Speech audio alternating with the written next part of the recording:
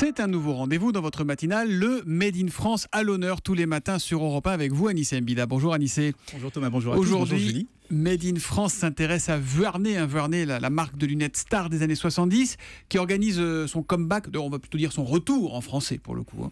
Exactement, ce matin Thomas, je vous emmène dans les plaines de région parisienne, à Meaux exactement, dans une petite manufacture où se prépare, on a dit, pas le comeback, le retour d'une marque. Alors on va dire, allez, les moins de 40 ans ne peuvent peut-être pas la connaître, mais pendant plus de 20 ans, eh bien, les lunettes de soleil Vuarnet, c'était la référence du marché, mais très loin devant Ray-Ban. Alors son histoire est assez formidable. Tout commence en fait entre une rencontre entre un opticien génial qui s'appelait Robert Pouilloux, et un champion de ski, Jean Vuarnet. Robert fabrique des verres révolutionnaires capables de protéger du soleil, mais tout en augmentant la luminosité pendant le mauvais temps. Jean, vrai que quand on fait du ski, les lunettes Vuarnet, on n'a pas trouvé mieux. Exactement. Jean, justement, le champion de ski, les porte pendant les Jeux Olympiques d'hiver de 1960. Et évidemment, il remporte la médaille d'or. Et la légende veut que c'est justement parce que c'était le seul à voir le relief mieux que ses concurrents. Alors le succès est immédiat, la marque décolle.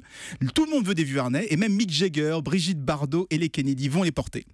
Seulement, quand le fondateur décède, la marque perd un petit peu de terrain, progressivement jusqu'à quasiment disparaître en 2012. Et aujourd'hui, les investissements ont repris et la marque a de fortes ambitions pour revenir. Alors, tout le problème, ça va être de revenir à la mode. Comment ils vont s'y prendre ?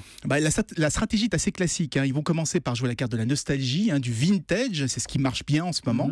Ils ont par exemple réédité le modèle que portait Alain Delon dans le film La Piscine en 1969. Ça va attirer les plus de 40 ans. Pour les plus jeunes, ils vont jouer la technicité de leurs verres. C'est ceux qui sont fabriqués à Meaux, justement.